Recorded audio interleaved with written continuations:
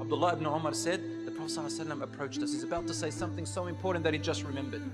He said, Ya ma'ashar al-muhajirin, O noble muhajirun, O migrants. He's talking to Abu Bakr, Umar, Uthman, Ali. These were the ones who migrated from Mecca to Medina. Because this was at the masjid of Rasulullah ﷺ. He said, O noble men of muhajirin, there are 5 bad things that are going to happen. They are going to befall my ummah towards the end of time.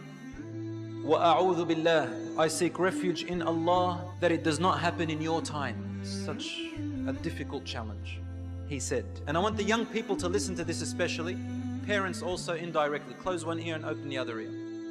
He said, number 1, when sexual obscenity becomes a widespread norm in my ummah.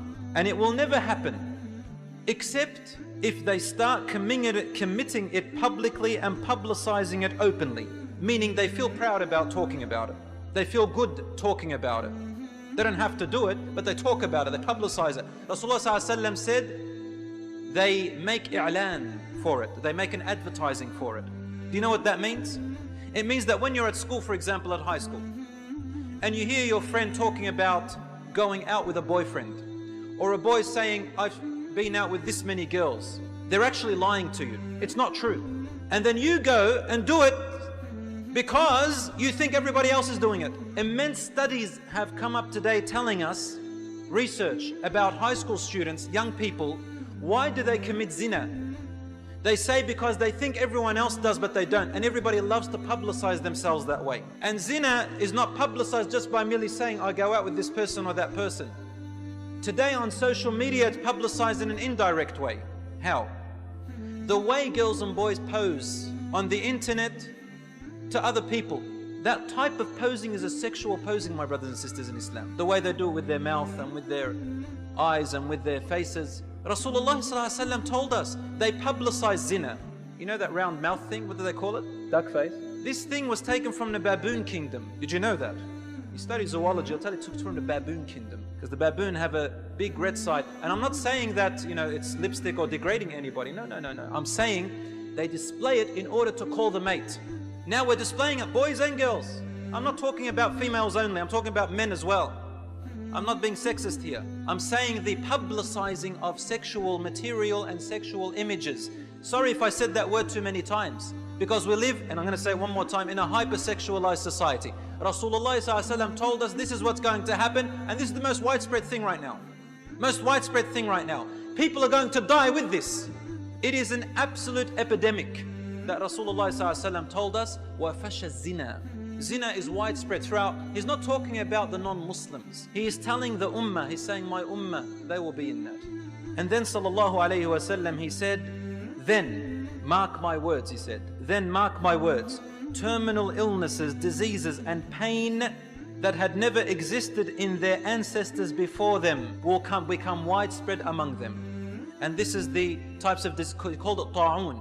Ta'un in those days was any unknown sickness that brought death to a person. There was no cure to it. And he said there will be diseases that have no cure that will become an epidemic among my ummah. Today we have HIV, AIDS, and we have STDs, sexually transmitted diseases. Now I have questions like this from the Muslim community. Brother said I'm a marriage celebrant, so people come to asking me questions, can I get married? I said yes, why not? And these are the types of questions I'm getting now. Brother, do I have to tell this person that I'm getting married to that I have STD? Did you know that these are the questions they're asking me right now?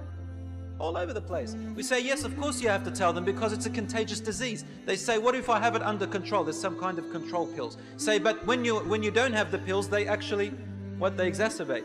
And then if they're pregnant, they have a child, the child gets that STD as well automatically. Did you know that? Among the Muslim ummah. You know why? Because people, what they say is, that Muslims, they say, I'm not committing zina. But they do everything else. And look what happens, as Rasulullah ﷺ told us. The second thing he said, they will cheat in their business and trade as a livelihood. And that's when drought will come upon them, meaning poverty, dictating rulers and oppressive rulers upon them. This is happening among the ummah. They live upon cheating, lying and betraying. I'll give you an example. A Muslim wants to buy a car from another Muslim. One Muslim says, Wallahi, it cost me this much. The other Muslim believes him because he said, Wallahi. So then the other Muslim wants to blackmail him. How does he blackmail him? By using verses of the Quran and Hadith. Allah said, Rasulullah said, love for your brother what you love for yourself. I'm your brother. Give me a cheaper price. So the other brother resorts to the wallahi thing, and he resorts to the hadith thing, each one blackmailing the other person with the religion. And this brings to me a hadith of Rasulullah sallallahu alayhi wasallam, where he said, and people, this is in Ibn Majah, he said, people will use the religion for their worldly gain. This is towards the end of time. They will use the religion for their worldly gain. They will use the religion for a status. Look at me, I'm a shaykh. Now listen to me. I'm a shaykha, female. Now listen to me. I am such and such of a person. This is my hadith and ayat. Now I will get to make people believe what I say, and I'll be the person who everybody listens to. It's even worse today because we get to hide behind usernames on the computer. Everybody, even the most shyest of people has become the loudest person now. Sits in their bedroom, hides behind the username and feels it okay to type anything. It never goes off. And this is where your fatwa now is. People kind of believe some things when they get written. I don't know why. This is the world we live in, using the deen for worldly gain. Number 3, he said they will stop their zakat. People, how many people even know the rules in Islam of zakat? What are the rulings of zakat? How do you give zakat? For what do you give zakat? I'm sure, mashallah, a lot of us know a lot about Islamic finance and the riba banks. Because many Muslims, they say, what's this Islamic finance business? I'll just go to ANZ.